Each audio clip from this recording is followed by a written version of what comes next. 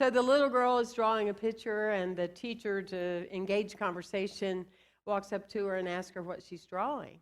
And she said, well, I'm drawing God. And the teacher said, well, nobody really knows what God looks like. And the little girl said, they will when I'm done.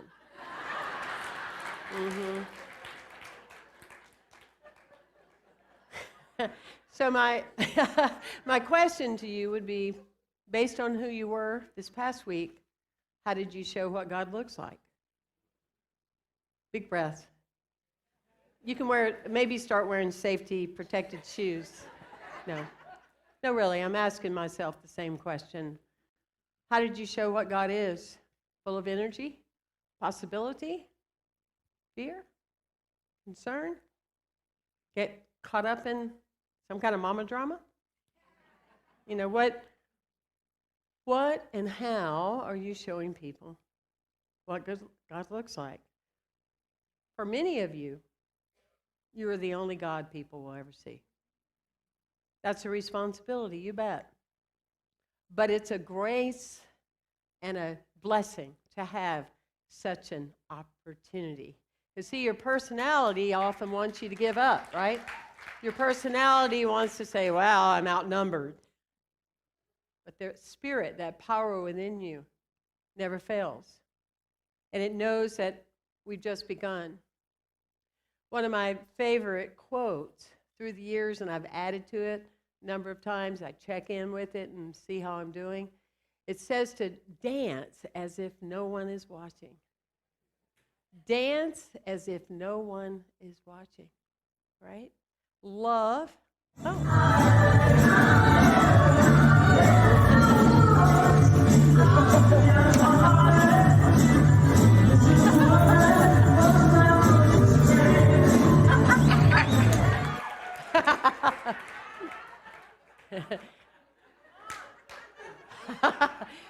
To love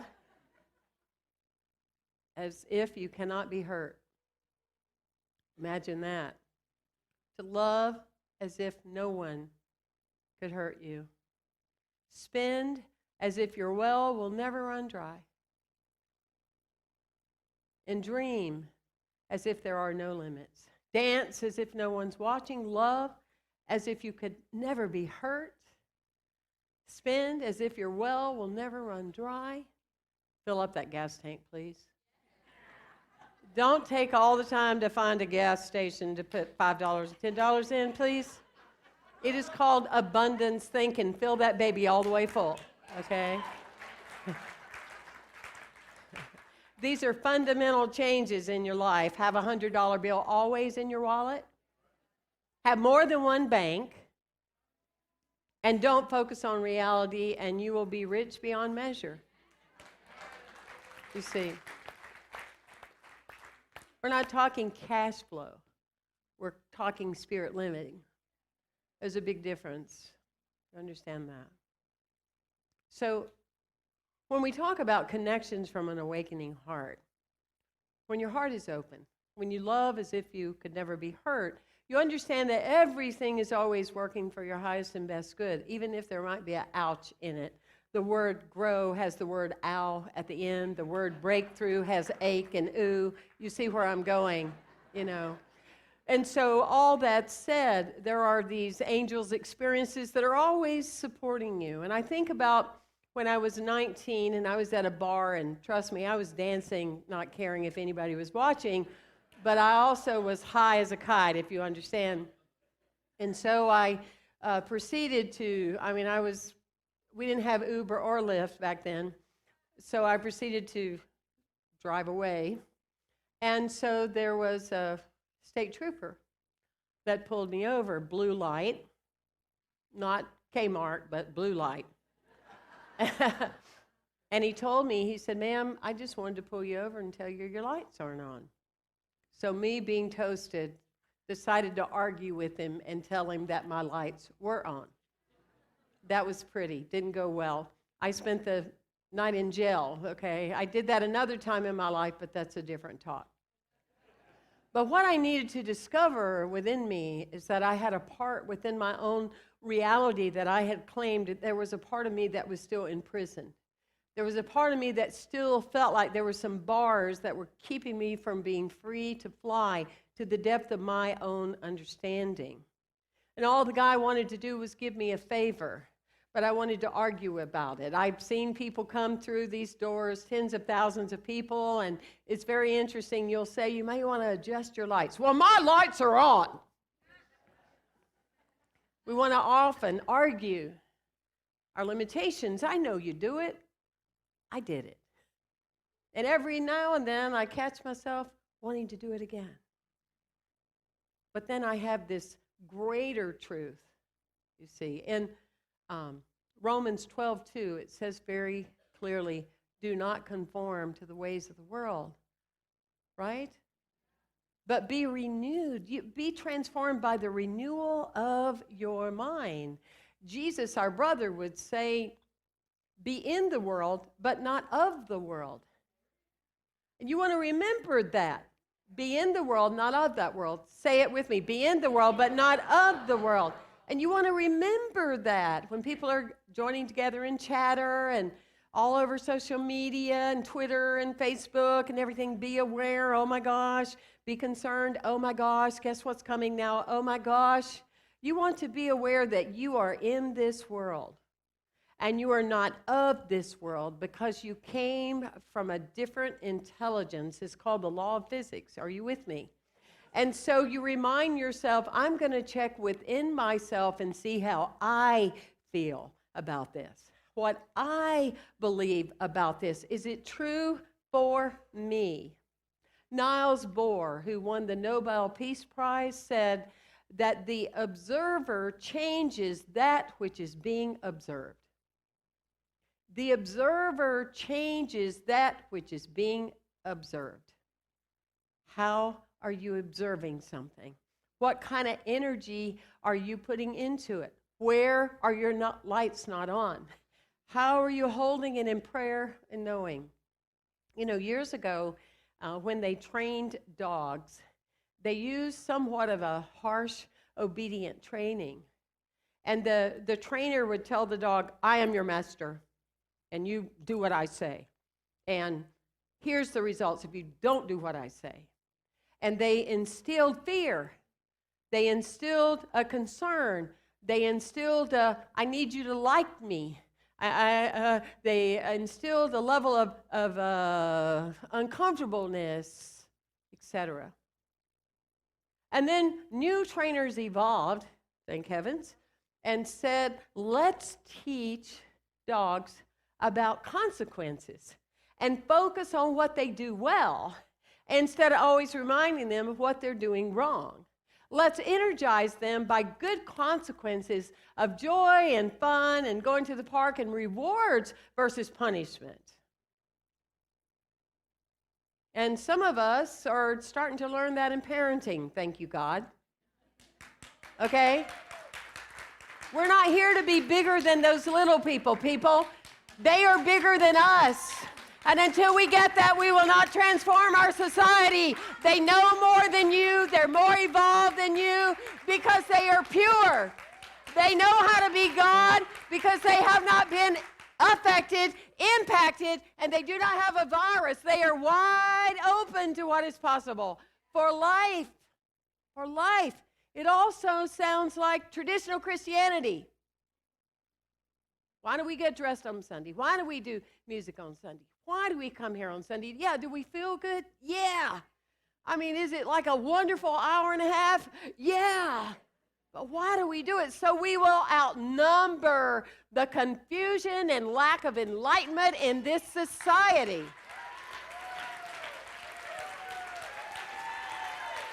That's it. That's why we're here. That's why we do what we do. That's why we have passion. That's why we do institutes online. That's why we show up. That's why many of us do our so many hours a week, because we want to outnumber the people that still get by teaching you to be afraid. Because as long as you are afraid, you are not thinking clearly. And as long as you aren't thinking clearly, you will buy products, you will spend money, you will cause more drama. And we need an enlightenment on this planet. Lead, science. Remind people, get off that mumbo jumbo. Let's look at the truth. Let's look at the facts. It starts very early on of training us. Be afraid. Be afraid. Something's going to get you. Be afraid. And then what do? Well, in order to, overcome fear, well, you have to have a degree and go in debt.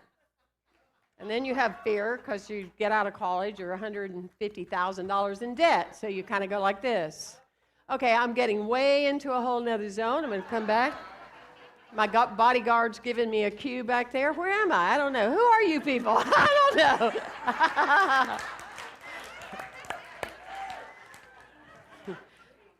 I am not afraid. You afraid? Are you afraid? No. Absolutely not. Not afraid. Not afraid. I just couldn't believe it when I read on some of the minister discussion groups about the new kit they're going to get of how to cope with the virus. And I couldn't believe that some of them said they're going to stop holding hands and hugging people. In a unity community. If I'm going out, I'm going with you. You know what I'm saying? You know what I'm saying? And if I'm going out, I'm going to be hugging one of you to the very end. You know what I mean?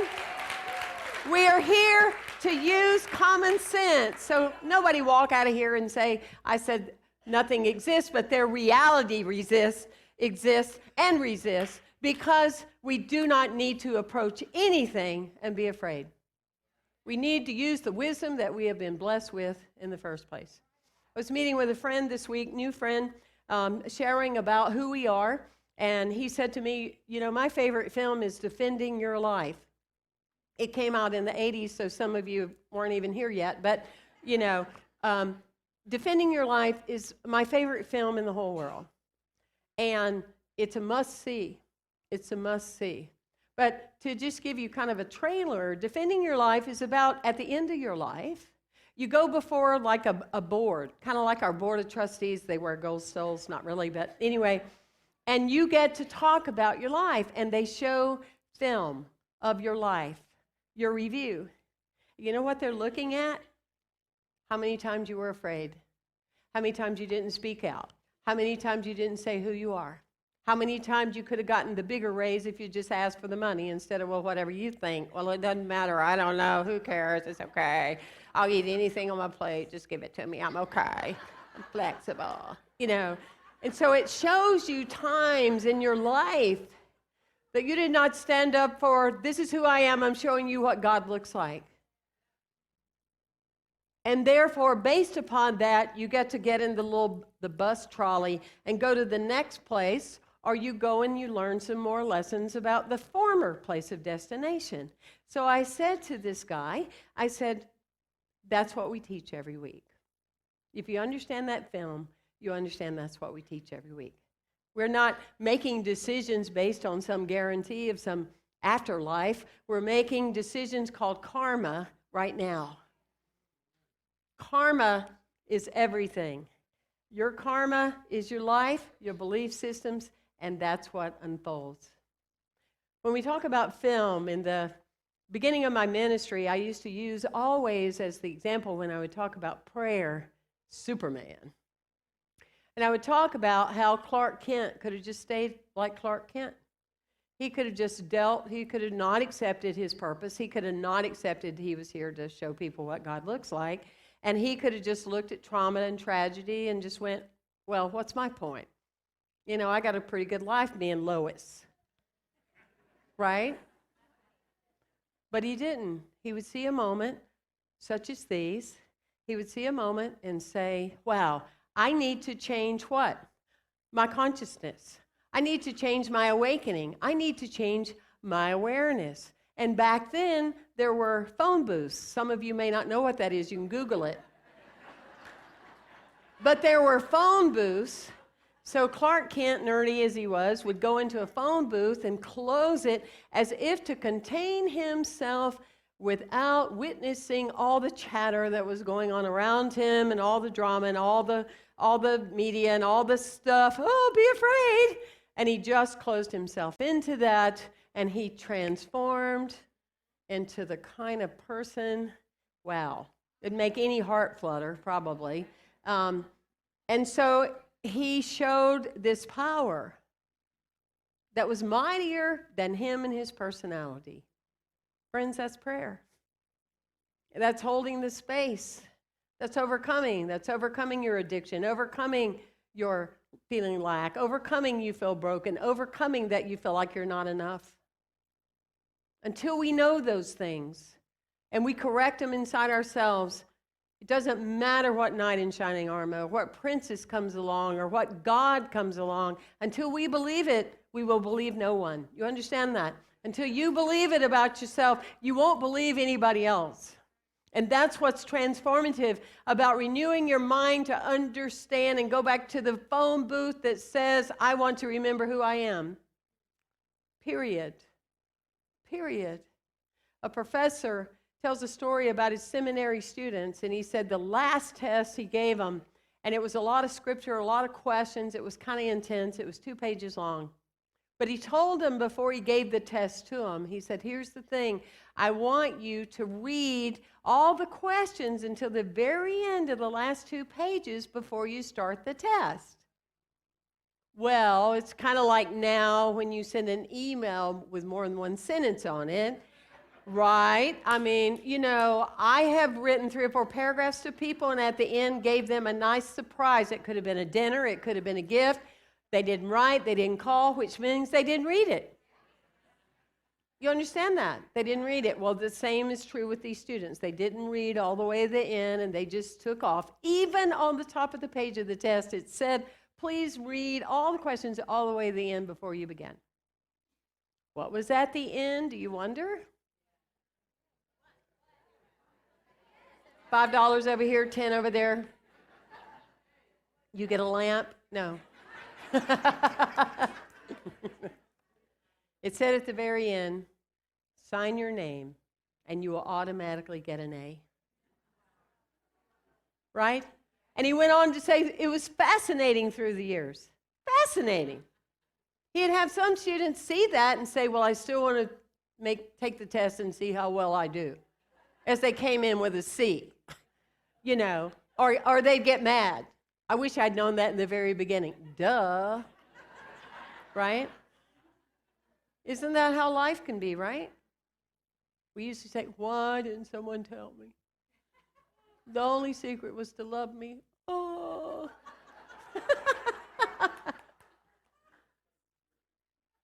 I know it's true. I lived there a long time. I know that was the most transformative day of my life. That when I saw that past life review, I did not want it to be everybody up there but me. You understand that? I wanted to see some video of my own decisions that I had made. Not being codependent towards everything and people pleasing and all that stuff. And when you get that immensity of connection from an awakening heart, then that's how you view everything, because remember, the observer changes things based upon the way it is observed. Everything is for you. Everything. For you to remember the greatness, the essence of who you are. Wow. So I'll close with a story of a nun that she works for home health. And she's going to see one of her patients, and she runs out of gas. She didn't fill her tank up, obviously. So she runs out of gas, and she walks up to a nearby gas station, and the guy said, oh, I'm sorry, I don't have a container. I just loaned it out earlier to someone else, and they haven't brought it back, but if you'll wait, it'll be forthcoming. And the nun, she starts thinking about, well, she needs to get to her patient, so she walks all the way back to her car, and she looks for something in her car. She was resourceful. She looks for something in her car that she can use, and she gets a bedpan. So she walks the bedpan to the gas station. She fills it up, takes it back to her car, right? So she's filling up the car, and a couple of guys come through, and they start slowing down. And one of them says to the other one, You know, I know about the thing where Jesus turned the water to wine. Okay? But if that car starts, I'm changing my life. You understand that? Bless you.